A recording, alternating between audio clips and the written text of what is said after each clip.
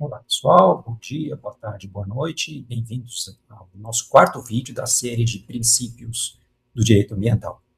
Como sempre, aquela recomendação que, se você não assistiu os vídeos anteriores, eu recomendo que volte e assista na sequência, porque os vídeos fazem uma conexão lógica. Eles têm uma sequência lógica e não fazem muito sentido se forem vistos fora da sequência. Também queria fazer aquele lembrete que eu faço sempre, que eu uso alguns materiais retirados da internet, os meus vídeos, mas eles têm finalidade exclusivamente didática. Mas se você for autora ou autor de algum material que eu inseri, como um cartoon, uma tirinha, uma imagem, e quiser que seja retirado, é só entrar em contato aqui na caixa de mensagens que a gente altera o vídeo sem problemas. Bom, depois de ter visto aí 5 princípios do direito ambiental, ali no artigo 225, no caput, que a gente chama, que é o começo ali do artigo 225, vamos fechar esse caput chamando a atenção de alguns aspectos aí que não tem tanto a ver diretamente com os princípios. O primeiro é essa ênfase aqui, que o artigo 225 começa no todos. Todos indica, então, que qualquer pessoa que esteja residente no Brasil, qualquer cidadão, ou mesmo qualquer estrangeiro residente, tem direito a esse meio ambiente ecologicamente equilibrado. Então, na nossa Constituição, não faz diferença entre as pessoas que estão morando no Brasil. Todo mundo que está aqui tem direito a esse meio ambiente ecologicamente equilibrado. Outro aspecto que está aqui grifado, que eu separei, é essa história de bem de uso comum do povo. Então, a nossa Constituição trata o meio ambiente não como uma posse o meio ambiente considerado não aspectos do meio ambiente, não uma floresta, um rio, a terra, mas sim o meio ambiente como um todo, como um bem que é para ser usado de forma comum pelo povo, para ser usufruído, para ser desfrutado por todos, como está aí logo no início. E a gente percebe também que a nossa Constituição tem um foco no ser humano, porque a gente está tratando aqui de pessoas, né? Todos têm direito ao meio ambiente ecologicamente equilibrado, ele é essencial, sadia qualidade de vida, fala de presentes e futuras gerações, então a gente tem um foco muito voltado para o ser humano, é um foco que a gente chama de antropocêntrico, ou seja, não é uma visão mais ampliada do meio ambiente como tendo um valor em si, mas o meio ambiente como sendo importante para o bem-estar, a qualidade de vida do ser humano e para ser usado, usufruído pelas pessoas. Então, esse é um aspecto muito importante, que é esse foco no ser humano. Um outro aspecto é que, nesse caput, nesse começo aí do artigo 225, ele estabelece tanto direitos, né, todos têm direito ao meio ambiente ecologicamente equilibrado, quanto deveres, ou seja, é uma imposição, é uma obrigação, tanto do poder público quanto da coletividade, a ideia de defender e preservar o meio ambiente ecologicamente equilibrado para nós, as presentes gerações, e para as futuras gerações que vierem depois de nós.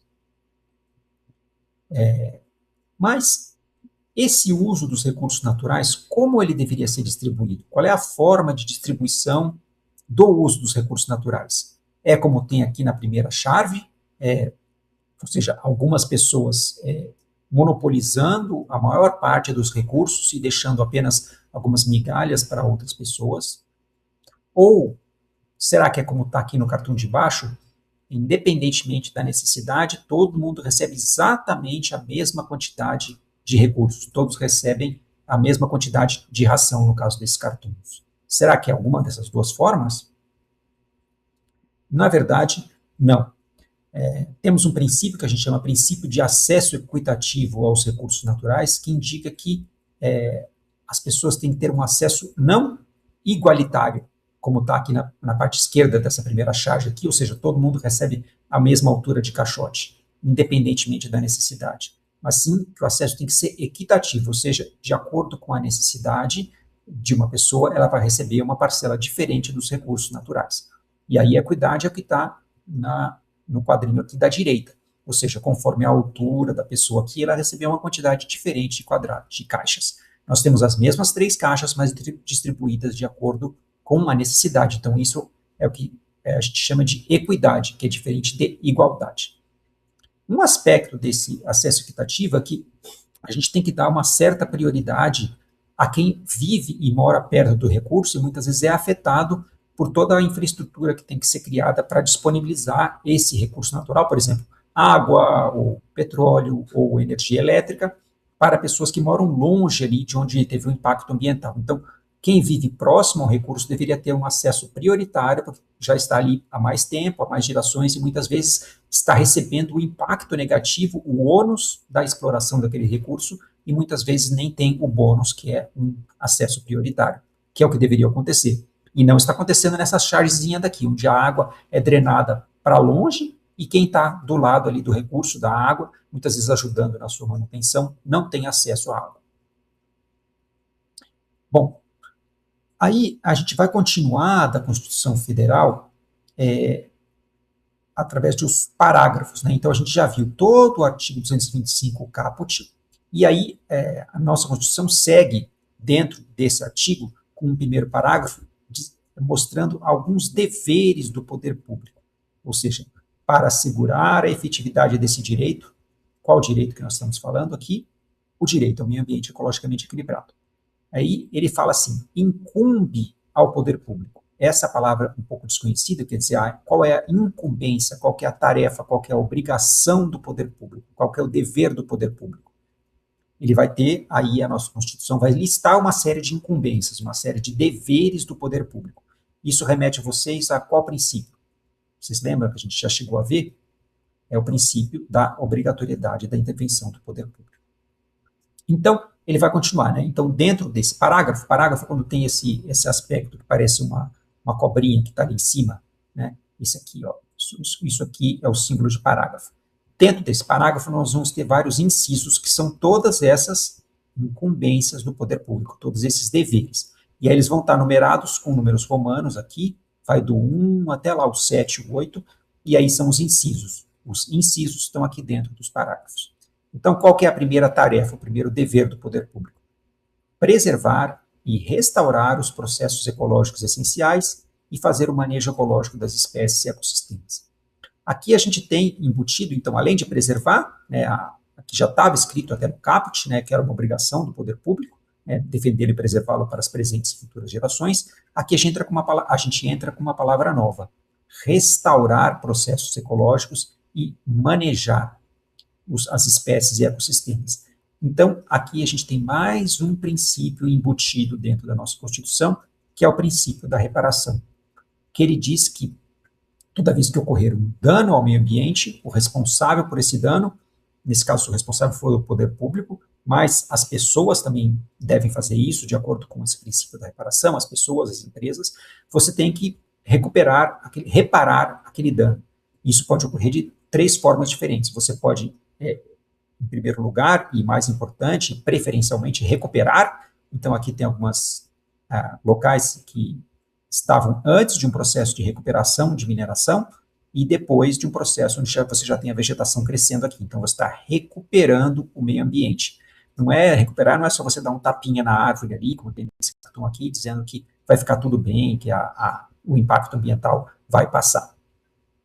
Em segundo nível de prioridade, aqui a gente teria a compensação, que seria quando você não consegue recuperar no mesmo local, você vai compensar aquele seu dano, por exemplo, preservando uma área parecida em outro local. Então, você vai compensar, por exemplo, você instalou uma hidrelétrica e teve que inundar um pedaço de mata. Você não tem como recuperar, porque aquele pedaço de mata vai estar inundado para sempre. Ou mesmo uma mineração. Então, você pode compensar comprando ou arrendando um local de mata ou ajudando o poder público a criar uma unidade de conservação em outro local com características da vegetação parecidas com aquelas que você fez o dano. E, por fim, a terceira maneira é indenizar. Às vezes, você tem pessoas que foram afetadas por um determinado dano ambiental, né? A gente lembra, por exemplo, dos casos da Vale e da Samarco ali, em Mariana e em Brumadinho, que além do meio ambiente que foi afetado, as pessoas foram afetadas no seu modo de vida ou tiveram problemas de saúde, enfim. E aí as pessoas têm direito a ser indenizadas e às vezes essa indenização vai para o poder público também. Então, todas essas formas são formas de reparar um dano ambiental e estão dentro do princípio da reparação, que está embutido ali na nossa Constituição Federal. Outra incumbência do poder público, a gente vê aqui que a gente passou já para o número 2, né, o segundo inciso, todos encaixados dentro ali daquele parágrafo primeiro. Então, qual que é a segunda tarefa, a segunda incumbência do poder público? preservar a diversidade e a integridade do patrimônio genético do país e fiscalizar entidades de pesquisa e manipulação de material genético. Aqui é um aspecto bem específico, que a gente está tratando que a gente tem que preservar o nosso patrimônio genético, ou seja, para impedir pirataria genética, impedir que o conhecimento está nos genes, né, o conhecimento que pode ser extraído dos genes, por exemplo, ou as informações genéticas, esse patrimônio genético do país seja ou destruído, ou seja pirateado e aproveitado por outros países.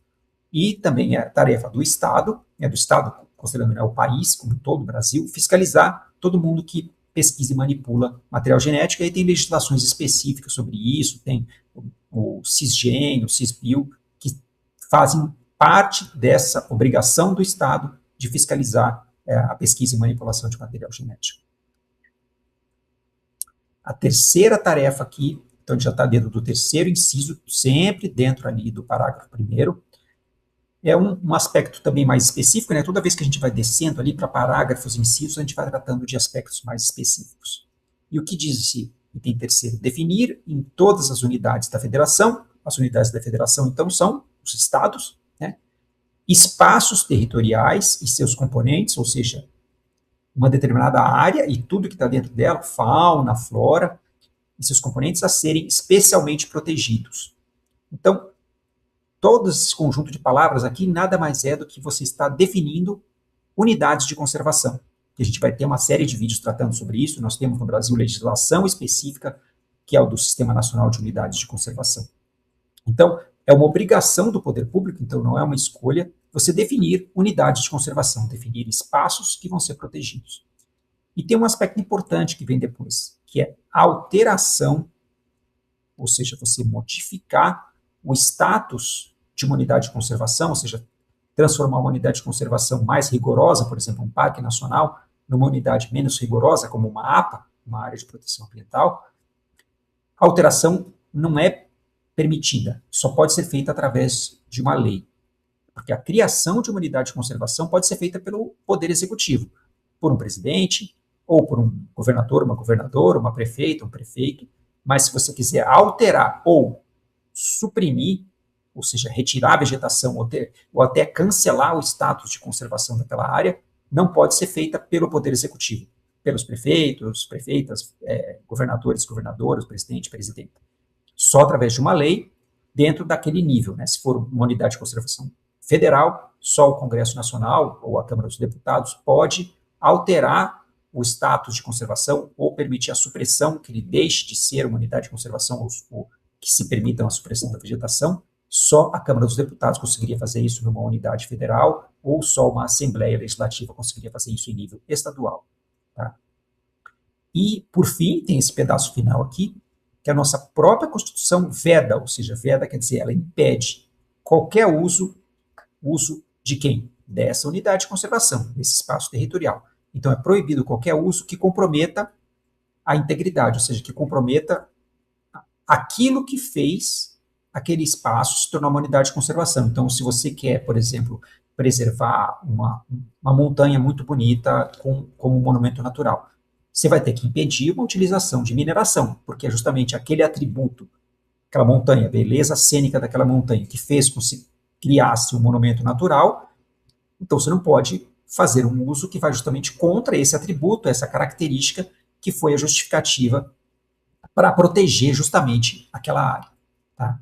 Então, o poder público precisa, ele deve, como obrigação, como incumbência, criar unidades de conservação, espaços territoriais especialmente protegidos. Especialmente protegidos quer dizer que eles são mais protegidos do que o restante da área do Brasil, que já tem um certo grau de proteção com as diversas leis, a lei de crimes ambientais, por exemplo, a lei da Política Nacional do Meio Ambiente, mas esses locais eles são especialmente protegidos, ou seja, eles são protegidos além do que já é protegido no restante do país. E aqui eu trouxe só um mapinha para mostrar para vocês, vocês podem baixar esse mapa aqui dentro do site do ICMBio, que mostra a distribuição das unidades de conservação no Brasil. Vocês podem dar um zoom e verificar. Aqui a gente consegue ver que as maiores em termos de extensão territorial estão ali na Amazônia, né? Todas essas áreas em verde, dentro do bioma amazônico. E Mas a gente tem muitas unidades, as maiores, inclusive, que são de uso sustentável, que têm um grau menor de proteção do que as unidades de uso integral. Mas, se você quiser saber mais sobre as nossas unidades de conservação, é só olhar a nossa série de vídeos que a gente tem, especialmente da lei do SNUC. Bom, com isso a gente encerra esse quarto vídeo da nossa série, e nos próximos 2 vídeos, a gente vai continuar vendo os princípios do direito ambiental dentro ali dos diversos incisos e os outros parágrafos do artigo 225 da Constituição Federal.